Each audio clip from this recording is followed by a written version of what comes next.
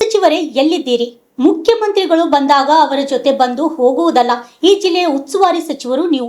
ಜಿಲ್ಲೆಯಲ್ಲಿ ನಿಮ್ಮ ಇಲಾಖೆ ಒಳಗೆ ಏನು ನಡೆಯುತ್ತಿದೆ ನಿಮಗೆ ಗೊತ್ತಿಲ್ಲವೇ? ರಾಷ್ಟ್ರ ಅಂತಾರಾಷ್ಟ್ರೀಯ ಮಾತನಾಡುವ ನಿಮಗೆ ನಿಮ್ಮ ಜಿಲ್ಲೆಯ ಬಗ್ಗೆ ಕಿಂಚಿತ್ತಾದರೂ ಕಾಳಜಿ ಇಲ್ಲವೇ ಎಂದು ಕಲಬುರಗಿಯ ಬಿಜೆಪಿ ಮುಖಂಡರು ಸಚಿವ ಪ್ರಿಯಾಂಕ್ ಖರ್ಗೆ ವಿರುದ್ಧ ಆಕ್ರೋಶ ಹೊರಹಾಕಿದ್ದಾರೆ.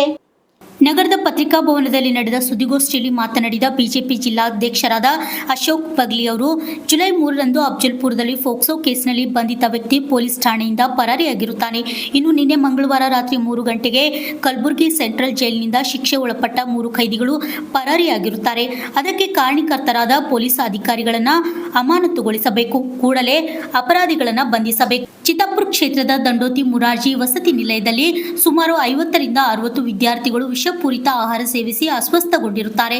ಸಂಬಂಧಪಟ್ಟ ಅಧಿಕಾರಿಗಳ ಮೇಲೆ ಯಾವುದೇ ರೀತಿಯ ಕ್ರಮ ಇಲ್ಲಿಯವರೆಗೂ ಕೈಗೊಂಡಿಲ್ಲ ಎಂದು ಆಕ್ರೋಶ ಹೊರಹಾಕಿದರು. ಇದು ಕಲಬುರಗಿ ಜಿಲ್ಲೆ ಗೃಹ ಸಚಿವರ ಸ್ವಕ್ಷೇತ್ರ ಸ್ವಜಿಲ್ಲೆ. ಇಲ್ಲಿಯ ಉಸ್ತುವಾರಿ ಸಚಿವರು ಕೂಡ ನಮ್ಮ ಗೃಹ ಮಂತ್ರಿಗಳಿರೋದ್ರಿಂದ ಈ ಕಲಬುರಗಿ ಜಿಲ್ಲೆಯಲ್ಲಿ ಗೃಹ ಇಲಾಖೆ ಕೆಳಗಡೆ ಬರ್ತಕ್ಕಂಥ ಏನು ಪೊಲೀಸ್ ಇಲಾಖೆ ಇರ್ಬೋದು, ವಿವಿಧ ಇಲಾಖೆ ಇರ್ಬೋದು, ಎಷ್ಟೊಂದು ಹಗರಣಗಳು, ಹಾಗೇ ಇವೇನು ಜೇಲ ಕೈದಿಗಳು ಪರಾರಿ, ಅಫ್ಜಲ್ಪುರದಲ್ಲಿ ಒಂದು ಪೋಕ್ಸೋ ಅಪರಾಧಿ ಪರಾರಿ ಆಗಿರ್ತಕ್ಕಂಥವು, ಹಾಗೆ ದಂಡೋತಿನಲ್ಲಿ ಅವ್ರ ಸ್ವಕ್ಷೇತ್ರ ಚಿತ್ತಾಪುರದಲ್ಲಿ ಬರ್ತಕ್ಕಂಥ ದಂಡೋತಿಯಲ್ಲಿ ಕೂಡ ಕಳಪೆ ಆಹಾರ ಸೇವನೆ ಮಾಡಿ 50-60 ವಿದ್ಯಾರ್ಥಿಗಳನ್ನು ಅಸ್ವಸ್ಥರು. ಇಂಥ ಕ್ಷೇತ್ರದ ಇಂಥ ಜಿಲ್ಲೆಯ ಉಸ್ತುವಾರಿ ಸಚಿವರುಗಳೇ ನೀವು ಎಲ್ಲಿದ್ದೀರಿ? ಕೇವಲ ಮುಖ್ಯಮಂತ್ರಿಗಳು ಬಂದು ಅವ್ರ ಜೊತೆ ಬಂದು ಒಂದಿನ ಫೋಟೋ ಶೂಟ್ ಮಾಡಿ ಹೋದಂಗೆ ಅಲ್ಲ ಇದು. ಈ ಜಿಲ್ಲೆಯ ಉಸ್ತುವಾರಿ ಸಚಿವರು ನಿಮ್ಮ ಇಡೀ ಕರ್ನಾಟಕ ರಾಜ್ಯ ನೋಡ್ಕೋಬೇಕು ನೀವು. ಅದ್ರ ಜೊತೆಗೆ ಕಲಬುರಗಿ ಜಿಲ್ಲೆಗೆ ನಿಮ್ಮದು ಕ್ಷೇತ್ರ ಇರೋದ್ರಿಂದ ಹೆಚ್ಚಿನ ಕಾಳಜಿ ವಹಿಸಬೇಕು, ಹೆಚ್ಚಿನ ಮುತುವರ್ಜಿ ವಹಿಸಬೇಕು. ರಾಜ್ಯದಲ್ಲಿ ಎಲ್ಲೇ ಹಗರಣಗಳಾದ್ರೂ ಅದಕ್ಕೆ ನೀವೇ ಜವಾಬ್ದಾರಿ ಇರ್ತೀರಿ. ಆದರೆ ಅದರ ಜೊತೆಗೆ ಕಲಬುರಗಿನಲ್ಲಿ ಆದರೆ ಅದಕ್ಕೆ ಹೆಚ್ಚಿನ ಜವಾಬ್ದಾರಿ ಬರ್ತದೆ, ಯಾಕಂದ್ರೆ ಕ್ಷೇತ್ರ ಇರೋದರಿಂದ.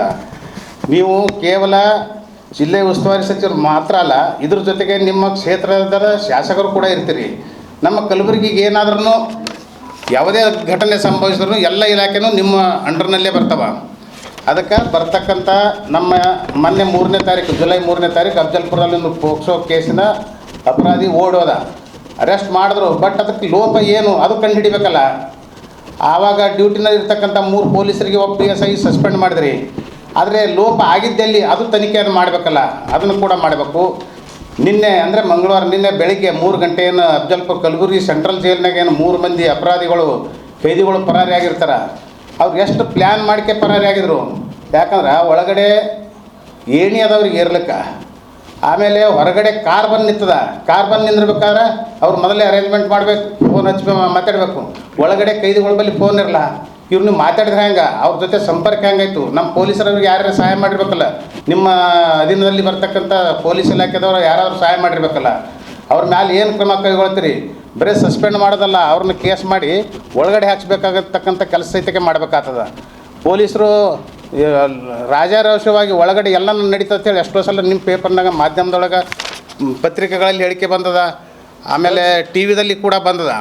ಆದರೆ ಅಲ್ಲಿದ್ದಿಂದ ಇಲ್ಲಿವರೆಗೆ ಏನು ನೀವು ಕ್ರಮ ಕೈಗೊಂಡು ಸೂಕ್ತಾಗಿ ನೀವು ಟೈಟ್ ಮಾಡಿದ್ರಪ್ಪ ಅಂದ್ರೆ ಇವತ್ತಿಂದ ಈ ಹಗರಣ ಆಗ್ತಿರಲಿಲ್ಲ, ಈ ಪ್ರಕರಣ ಆಗ್ತಿರಲಿಲ್ಲ. 3 ಮಂದಿ ಹೊರಗೆ ಹೋಗಿ ನಿಂದಿರ್ಬೇಕಾದ್ರೆ ಒಳಗಡೆಯಿಂದ ಬೆಡ್ಶೀಟು, ಟ್ಯಾವಲ್ಲು ಅವೆಲ್ಲವನ್ನು ದಾರ ಟೈಪ್ ಕಟ್ಟಿ ಒಳಗೆ ವಾಪಸ್ ಹೊರಗಿನ ಮಗ್ಲಿಗೆ ಬಂದು ಇಳಿತಾರೆ.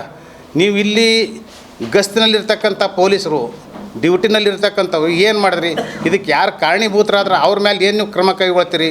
ಅವ್ರನ್ನ ಸಸ್ಪೆಂಡ್ ಮಾಡೋದಲ್ಲ, ಅರೆಸ್ಟ್ ಮಾಡಿ ಒಳಗಡೆ ಹಾಕಬೇಕಾಗಿರ್ತಕ್ಕಂಥ ಕೂಡ ನಿಮ್ಮ ಕೆಲಸನೇ ಅದದು. ಅದ್ರ ಜೊತೆಗೆ ನೀವು ನಿಮ್ಮದೇ ಇಲಾಖೆ ಇರೋದ್ರಿಂದ ಇದ್ರ ನೈತಿಕತೆ ಹೊಣೆ ನೀವೇ ಹೊರಬೇಕು, ಮತ್ತಾರು ಹೊರಲಿಕ್ಕೆ ಸಾಧ್ಯದ? ಗೃಹ ಇಲಾಖೆಯಲ್ಲಿ ಏನಾದರೂ ಲೋಪದೋಷಗಳಾದರೆ ಅದು ಕಲಬುರಗಿ ಜಿಲ್ಲೆಯಲ್ಲಿ ಆದರೆ ಮೊದಲು ನೀವು ನೈತಿಕ ಹೊಣೆ ಹೊರಬೇಕು. ಅದ್ರ ಜೊತೆ ನೀವೇನು ಮಾಡ್ಲಿಕ್ಕತ್ತೀರಿ? ಇವಾಗ ಚಿತ್ತಾಪುರದ ದಂಡೋತಿನಲ್ಲಿ 50-60 ವಿದ್ಯಾರ್ಥಿಗಳು ಕಳಪೆ ಆಹಾರ ಸೇವನೆ ಮಾಡಿ ಅಸ್ತವ್ಯಸ್ತ ಆದರು. 50ರಿಂದ 60 ವಿದ್ಯಾರ್ಥಿಗಳನ್ನು ಚಿತ್ತಾಪುರ ಆಸ್ಪತ್ರೆಗೆ ಸೇರಿಸಿ ವಾಪಸ್ ಮನೆಗೆ ಕಳಿಸ್ಯಾರ. ಮತ್ತೆ ಅದನ್ನೆಲ್ಲ ಸರಿಪಡಿಸಿ ಅದಕ್ಕೆ ಕಾರಣೀಭೂತರಾದ ಅಧಿಕಾರಿಗಳನ್ನ ಸಸ್ಪೆಂಡ್ ಮಾಡಿ ಮತ್ತೆ ಸ್ಕೂಲ್ ಪ್ರಾರಂಭ ಮಾಡಬೇಕಲ್ಲ. ಅದನ್ನು ಬಿಟ್ಟು ಈಗ ಮೊನ್ನೆ ನಮ್ಮವರೆಲ್ಲ ಹೋದರೆ ಪೂರ್ತಿ ಕ್ಲೀನ್ ಮಾಡಿಟ್ರೆ ಯಾರೂ ಇಲ್ಲಲ್ಲಿ.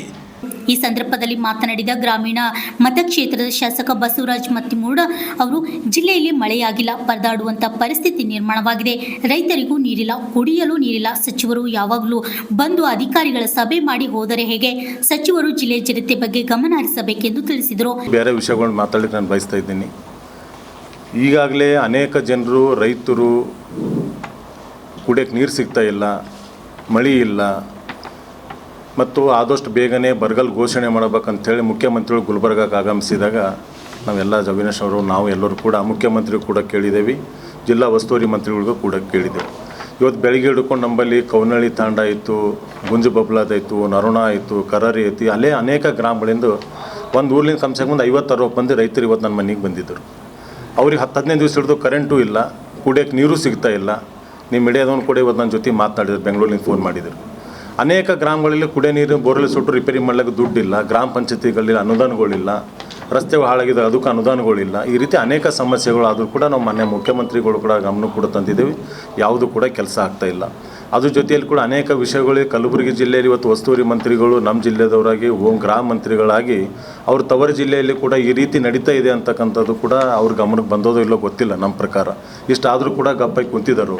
ಆದಷ್ಟು ಬೇಗನೆ ಈ ರೀತಿ ಆದಂಥ ತಕ್ಷಣದ ಬಗ್ಗೆ ಕ್ರಮ ತೊಗೋಬೇಕು. ಯಾರ್ಯಾರು ಅದರಲ್ಲಿ ಭಾಗವಹಿಸಿದಾರೆ ಅವ್ರ ಬಗ್ಗೆ ಕ್ರಮ ಆಗಬೇಕಂತಕ್ಕಂಥ ಕೂಡ ಒತ್ತಾಯ ಮಾಡ್ತಾಯಿದ್ದೀವಿ. ಅವ್ರ ಸ್ವಂತ ಕ್ಷೇತ್ರ ಇವತ್ತು ಚಿತ್ತಾಪುರದಲ್ಲಿ ಹಾಸ್ಟೆಲ್ನಾಗಿದ್ದಂಥ ವಿದ್ಯಾರ್ಥಿಗಳಿಗೂ ಇವತ್ತು 50-60 ಹೆಚ್ಚಿನ ವಿದ್ಯಾರ್ಥಿಗಳಿಗೆ ಇವತ್ತು ಆಹಾರ ಸೇವನೆಯಲ್ಲಿ ಅದರಲ್ಲಿ ಏನೇನು ಸಮಸ್ಯೆಗಳಾಗಿದೆ ಅಂತಕ್ಕಂಥದ್ದು ಆದಷ್ಟು ಬೇಗನೆ ವಿಸಿಟ್ ಮಾಡಿ ಅವ್ರ ಬಗ್ಗೆ ಕ್ರಮ ತಗೋತಕ್ಕಂಥ ಕೆಲಸ ಆಗಬೇಕಂತ ಇನ್ನೂವರೆಗೆ ಕೂಡ ಅದು ಯಾವುದೂ ಕೂಡ ಆಗಿಲ್ಲ.